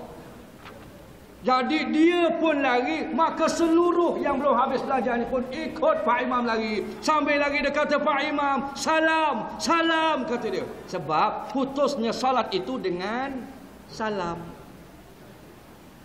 Tapi nak diceritakan tuan-tuan, ini cerita wallahualam benar ataupun tidak, bila semua sudah keluar, masjid tadi itu roboh. Jadi kalau tuan-tuan nampak Pak Imam pelik ke, berlaku pelik kat sini, Pak Imam ikut je, jangan cakap banyak tuan-tuan. Sebab Pak Imam ni dia punya gesa dia lain. Kalau dia kata keluar, keluar je lah, jangan cakap banyak lah tuan-tuan. Sebab Pak Imam ni kadang dia punya ilham dia cepat sampai. Sebab dia orang depan. Orang depan ni dia cepat sampai. Jadi kalau kata Imam gini-gini, ikut je lah, jangan cakap banyak lah tuan-tuan. Itu dia. Sebab itu kadang berlaku peristiwa-peristiwa ini macam satunya tuan-tuan. Cuma sebelum saya habis, 3 sifat yang kita perlu ada. Oh, saya cerita budak tadi tak habis lagi. Cerita budak, sebab banyak sangat cerita ni tuan-tuan. Nanti kena panggil lagi buat cerita lain. Saya sebenarnya hampir-hampir jadi jemaah yang dekat sini tuan-tuan, tapi tak berkesampaian. Saya sebenarnya hampir pindah di Pulau Emas. Pulau Emas saya ada rumah situ. Tapi sebab orang rumah yang sewa tu tak nak keluar, jadi terpaksalah saya merempat dulu sikit orang. InsyaAllah nanti kita dekat nanti insyaAllah. Saya duduk Pulau Emas je. Cerita budak tadi bila dia kata dengan Amirul Mukminin, ini ingat ibu-ibu, tuan-tuan ingatlah. Apa dia kata? Wahai Amirul Mukminin, apakah hak ayah kepada anak? Maka kata Amirul Mukminin, yang pertama, dia kena pilih ibunya seorang yang soleh, menjadikan istrinya seorang yang soleh. Pertama. Yang kedua kata dia perlu meletakkan nama anaknya itu dengan nama yang baik, kata dia. Yang ketiga dia kata apa? Yang ketiga dia kata Allahu Akbar. Dia dah malam-malam tuan-tuan, memang dia sebab belum makan tu yang dia macam tak ada saja bergurau tuan-tuan. Nak makan dah sebenarnya. Yang pertama, isteri yang baik. Yang kedua, memberi nama yang baik. Yang ketiga, kata Umar radhiyallahu an, iaitu mengajar anaknya mengenali huruf Al-Quran. 3. Wahai Umar Amirul Mukminin, kata anak tadi, bapaku tidak menjadikan istrinya atau ibuku seorang yang salihah. 1. Yang kedua, dia tidak memberikan namaku nama yang baik. Dalam cerita tadi, nama anak itu diberikan dengan nama kumbang. Dalam Arab saya lupa. Tak ada pula orang Arab kat sini. Mana tadi nampak macam ramai orang Arab tadi. Tak ada. Kumbang. Yang ketiga, dia tidak pernah mengajar aku huruf Al-Quran, mengenalikan aku huruf Al-Quran. Wahai Umar, siapa yang lebih dahulu derhaka? Ya salah. Terperanjat Umar radhiyallahu anhu. 3 tugas kita sebagai ibu bapa: menjadikan isteri kita orang yang salihah, memberikan nama anak itu nama yang baik. Jangan jadi macam sekarang tuan-tuan, cantum Muhammad Toyogo, Muhammad Wira Proton Saga. Oh, cantum nama. Dulu tuan-tuan, orang nak beri nama, jumpa orang saleh, tanya ini nama bagaimana, baik atau tidak. Kita belajar kitab Muta'abadrain bukan tuan-tuan. Di antara bab kelahiran anak, di antara nama-nama yang baik itu apa? Abdullah, Aminah, Ahmad. Sekarang ada nama anak nak tak nama Aminah? Tak ada tuan-tuan. Nak nama Fatimah? Jarang. Fatin Quraisy apa? Oh, kita Allah Fatin Quraisy Dania Nania. Nak menyebut, nak nikah pun macam mana aku menyebut nama orang? Kita kat Malaysia tuan-tuan payah. Kalau kat Arab senang. Kita kat sini aku terima nikah. Sekian bin sekian, sekian bin sekian, sekian. Kalau kat Arab, aku nikahkan di kau. Qabal tu, aku terima, settle. Senang kalau nak kahwin 2-3. Minta maaf ibu. Saya nak khabar sebelum saya tutup ni ibu. Ada satu kitab, tak silap saya, kitab Al-Muwatta Imam Malik. Kalau tak silap saya tuan-tuan, kalau ada alim di sini, kalau salah saya tolong terus. Dia kata apa? Seorang suami tidak boleh menduakan isterinya sekiranya isterinya itu masih boleh berkhidmat, boleh memberikan layanan, boleh menyenangkan dia, boleh apa dan sebagainya, maka seorang suami tidak boleh menduakan isterinya. Tapi kalau boleh, enggak apa ya ibu-ibu, benarkan saja. Macam satu peristiwa, saya ceramah di Pasir Gudang, Pampung. Habis saja dia telefon, Pak Ustaz. Dia kata, ya siapa ni? Ini saya. Dia dengar ceramah Ustaz. Ya, kan bagus saya kahwin. Ya bagus, itu Allah perintah bagi yang mampu. Kalau tak mampu satu saja. Kalau ibu boleh mampu, ibu berikan. Nanti dapat payung emas. Apa dia kata? Ustaz dapat, kata saya payung emas. Dengan ustaz-ustaz sekalipun dapat payung emas, kata dia. Hai marah nampak? Bukan marah Ustaz, ingatkan Ustaz, kata dia. Orang sekarang tuan-tuan ya. Itu ibu-ibu. Kalau nak lebih lagi ilmu ni kena panggil. Kita sama kita je. Ada rahsia-rahsia suami yang perlu diketahui oleh seorang isteri. Kena tahu bagaimana Fatimah mengikat hati Sayyidina Ali karamallahu wajhah. Bagaimana? Kita baca tuan-tuan. Ibu-ibu, setiap kali solat apa dia? Zikir apa itu?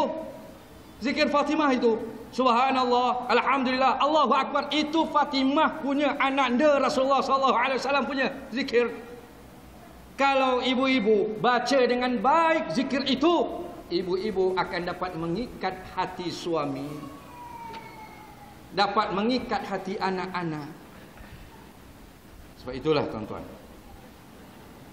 dalam saat-saat yang terakhir ini, bahawa junjungan besar Rasulullah sallallahu alaihi wasallam telah memberikan seluruh kehidupannya untuk menyelamatkan umatnya yang amat dicintai. Sehingga dalam sebuah hadis Rasulullah SAW berkata, sesungguhnya diriku ini bagi kamu itu seperti seorang ayah kepada anaknya. Bagaimana seorang ayah yang kasih kepada anaknya itu, begitulah lebih hebatnya kasih Rasul kepada umatnya. Digambarkan dalam satu riwayat, bila hari akhirat dibangkitkan nanti, orang yang pertama yang akan bangkit di padang mahsyar ialah Muhammad Rasulullah. Bila dia bangkit saja, dia bertanya dengan Jibril. Bila dia tengok masjid apa namanya ni? Masjid Pulai Perdana. Namanya Masjid Pulai Perdana. Masjid Pulai Perdana dah tak ada. Masjid Sultan Bakar dah tak ada. Seluruh dunia sudah habis dihancurkan oleh Allah Ta'ala. Rasulullah bangkit tengok, ma hadzal yaum ya Jibril. Ini hari apa ya Jibril? Maka kata Jibril alaihissalam, hadza yaumul jaza. Kata dia, inilah hari pembalasan. Menangis Rasulullah. Apa dia kata tuan? Kalau kita tuan-tuan pada hari ini, kita akan cari anak, isteri, kita akan cari rumah kita akan cari harta kita dan sebagainya. Tapi Rasul ini tuan-tuan, bila dia bangkit saja, maka dia kata apa? Maka dia kata, aina ummati. Ada yang kata, bagaimana dengan umatku? Umatku wahai Jibril. Ya Allah. Sebab itu disebutkan dalam hadis, likulli nabiyyin da'watun. Setiap nabi itu ada doa yang mustajab daripada Allah Ta'ala. Allah suruh para rasul, para nabi, mintalah pada aku apa yang kau nak, aku beri. Tetapi kata Rasulullah, aku punya doa ikhtabat, aku sembunyi, aku KIV-kan doaku itu. Untuk siapa? Syafa'atan li ummati yaumal qiyamah, kata Rasulullah. Syafaat untuk umatku di hari kiamat nanti. Allahu Rabbi. Kasih yang tidak pernah putus, kasih yang tidak pernah pudar, sayang yang tidak pernah hilang daripada jiwa seorang Rasul yang memikirkan bagaimana umatnya nanti untuk menerima kitab. Sama ada tangan kirinya, sama ada tangan kanannya, kanan kirinya, bagaimana mereka ini, sehingga timbul sabda Nabi, syafaat aku adalah untuk orang-orang yang melakukan dosa besar. Tuan-tuan, semoga dengan apa yang Rasulullah pamerkan kepada kita, yang berikan kepada kita, adalah sebagai satu buah tangan yang cukup hebat untuk kita jadikan sebagai bekalan kita di akhirat kelak. Dan tunjukkanlah kasih sayang ini tuan-tuan, di hadapan istri, di hadapan anak-anak, di hadapan orang-orang yang dicintai. Tunjukkan, lahirkan rasa sayang ini. Seperti mana sabda Rasulullah, kalau kamu mencintai seseorang itu, maka lahirkanlah perasaan, ungkapkanlah rasa cinta kepadanya. Sebab tu kadang-kala bila kita dah macam ni, kurang kadang kita beri ungkapan kasih sayang. Kalau dulu ayang, sekarang ini silap-silap loyang. Rasulullah tidak pernah berubah hinggalah akhir hayat. Sayyidina Abu Bakar, ketika Rasulullah wafat, sehingga ia keluar daripada jauh sebab tidak boleh menerima. Setelah Rasulullah wafat, Bilal bin Rabah dipanggil oleh Sayyidina Umar untuk datang semula ke Madinah sebab Umar sangat rindu kepada Rasul. Bila dia kata kepada Bilal, wahai Bilal, tolonglah azan, kami sangat rindu dengan azanmu. Kata Bilal, aku tidak akan azan selepas kewafatan Nabi. Aku tidak akan azan. Datang Sayyidina Hasan dan Husain minta, wahai Bilal, tolonglah azanlah ya Allah, kami sangat rindu. Bila kamu azan kami akan mengingati Rasul. Apa kata Bilal bin Rabah? Kalaulah Hasan dan Husain tidak minta kepada aku untuk azan, maka pasti aku tidak akan azan. Tetapi sebab dua manusia ini yang dicintai oleh Rasul, maka aku akan azan. Bilal pun naik atas menara. Ya, kalau sekarang kalau kita pergi kan ada menara. Bilal naik dan bila dia kata Allahu Akbar, Allahu Akbar, asyhadu an la ilaha illallah, ketika dia menyebut asyhadu an, tidak terkeluar, tidak tergambar perkataan yang keluar daripada mulut Bilal bin Rabah. Dia menangis teresak-esak di atas. Dia cuba sekali lagi, asyhadu anna, tak boleh keluar perkataan itu. Pernah tak kita tuan-tuan hidup ataupun tinggal seorang diri, berada dalam keadaan yang tenang, tidak ada orang, kita menyebut nama Nabi sehingga tidak terkeluar perkataan itu? Pernah ke tidak? Seluruh sahabat naik bertemu dengan Bilal. Wahai Bilal, kenapa? Aku tidak sanggup untuk meneruskan sebab aku tersangat rindu dengan Rasul. Bagaimana Rasul sangat sayang kepada kita, sangat kasih kepada kita, sehingga ia sanggup mengatakan kepada Allah, biarlah aku menanggung seluruh apa juga muskilah, apa juga masalah, apa juga dosa umatku, biar aku tanggung. Ya Rabbi. Sehingga dia kata apa? Aku minta kepadamu ya Allah, sakitnya mati itu juga umatku itu biar aku tanggung sedikit. Ya Allah. Inilah insan yang tidak pernah mengatakan tidak, tidak pernah mengatakan penat, tidak pernah mengatakan aku sudah tak larat untuk bekerja, tidak pernah terkeluar daripada mulutnya. Semata-mata ia hidup diutuskan oleh Allah Ta'ala menjadi sebagai Rasul, penyebar dakwah, mengingatkan manusia itu supaya sentiasa beriman dengan Allah dan menjaga hubungan sesama manusia. Jagalah hubungan sesama kita tuan-tuan. Man kana yu'minu billahi wal yaumil akhir fala yu'za jarahu. Kalau kita beriman dengan Allah dan hari akhirat, kata Nabi, jangan kamu sakiti jiran tetangga. Man kana yu'minu billahi wal yaumil akhir, maka falyukrim daifahu, maka muliakanlah tetamunya. Man kana yu'minu billahi wal yaumil akhir falyaqul khairan aw liyasmut. Kalau kamu beriman dengan Allah dan hari kiamat, maka kamu hendaklah berkata yang baik ataupun hanya kamu diam saja. Inilah manusia yang agung, yang telah memberikan contoh tauladannya kepada kita, yang sentiasa mendoakan kita seluruhnya, yang sentiasa memohon kepada Allah Ta'ala supaya umatnya itu selamat di dunia maupun di akhirat, yang akhirnya di dunia nanti, di surga nanti, ia akan bersama-sama dengan kita. Sehingga seorang sahabat berkata, ya Rasulullah, kalau kami masuk surga juga, kami tidak akan dapat bersama dengan kamu sebab kedudukan kamu sangat tinggi. Apa kata Rasulullah? Kamu akan bersama dengan orang-orang yang kamu cintai. Kalau aku kamu cintai, bagaimana tinggi derajat aku di surga nanti, kamu juga akan dapat bersama-sama denganku. Tunjukkanlah tuan-tuan, zahirkanlah tuan-tuan, dalamilah perasaan Rasulullah yang mencintai umatnya itu lebih daripada dirinya sendiri, lebih daripada istrinya, lebih daripada anaknya, lebih daripada harta dan seluruhnya.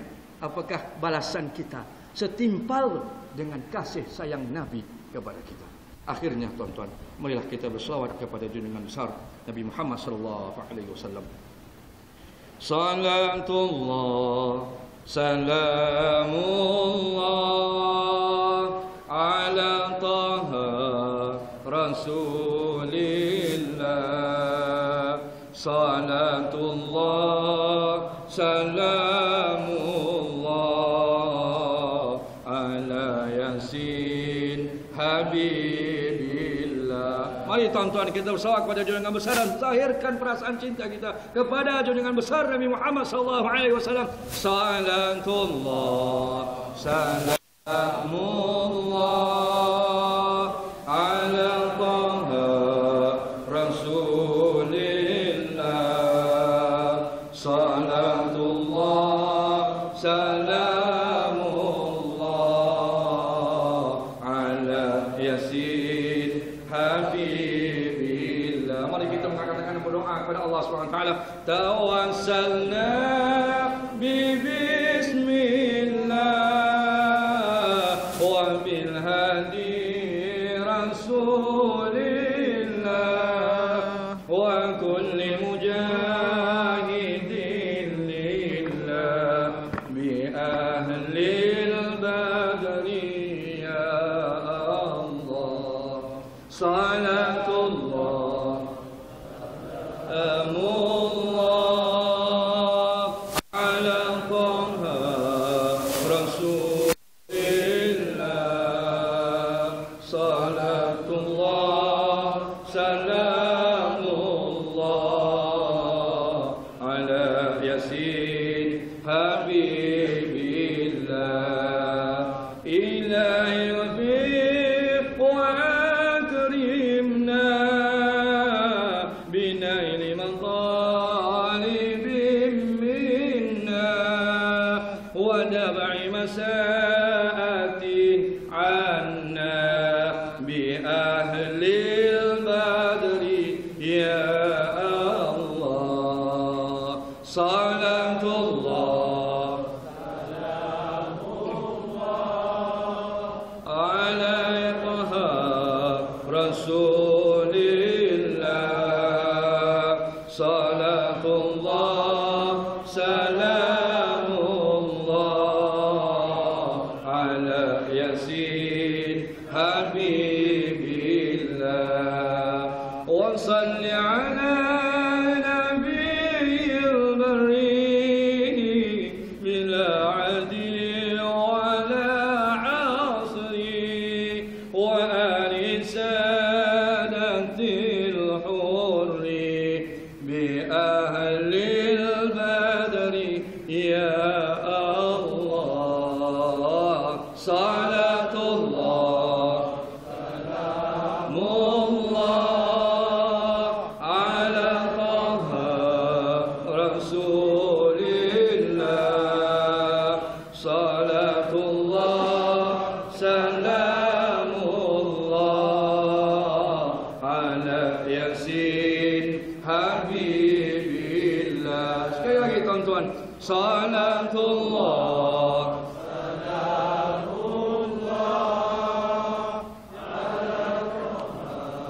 Rasulillah.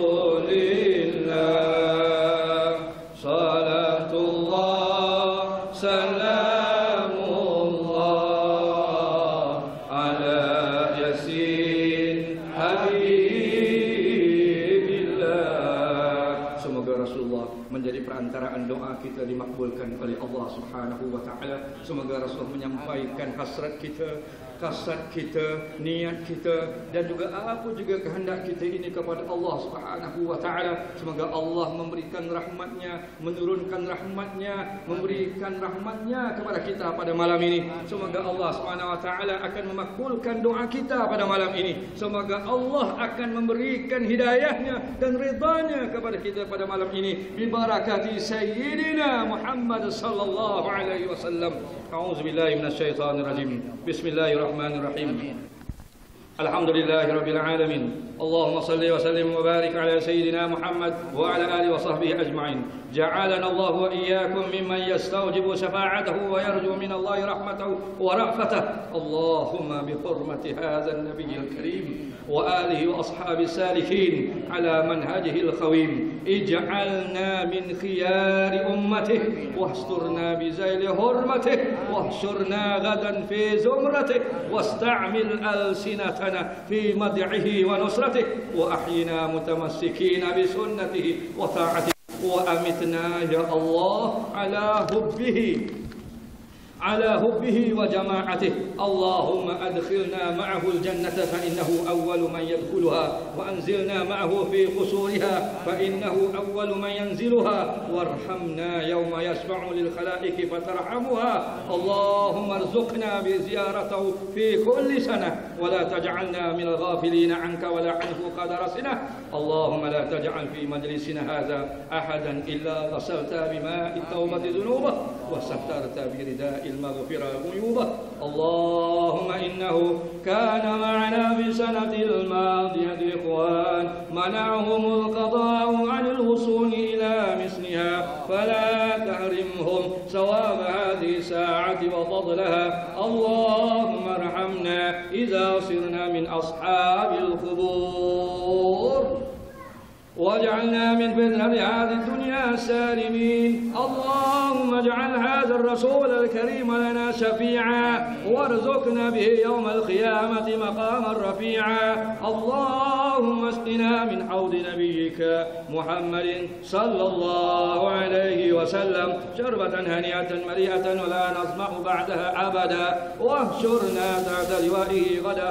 اللهم اغفر لنا به ولآبائنا ولأمهاتنا ولمشايخنا ولمعلمينا وذوي الحقوق علينا، ولمن أجرى هذا الخير في هذه الساعة، ولجميع المؤمنين والمؤمنات والمسلمين والمسلمات الأحياء منهم والأموات، إنك قريب مجيب الدعوات وقاضي الحاجات غافر الذنوب والخطيئات يا أرحم الراحمين. ربنا هب لنا من أزواجنا وذرياتنا قرة أعين واجعلنا للمتقين إماما. ربنا آتنا في الدنيا حسنة وفي الآخرة حسنة وقنا عذاب النار. وصلى الله على سيدنا محمد وعلى آله وصحبه وبارك وسلم، والحمد لله رب العالمين. تقبل الله منكم. Who is the Creator? Who is the Sustainer? Surely He is the one, Lord of all mankind.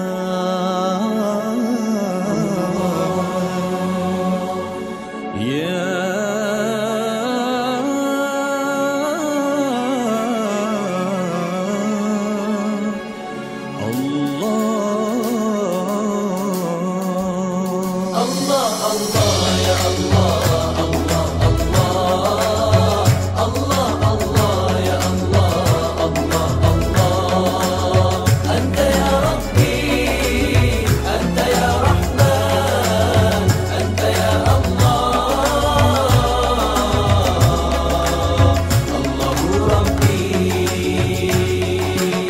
चांद और सितारे तो हो जागते हैं, खुदा के बगैर रोशनी का वजूद नहीं है।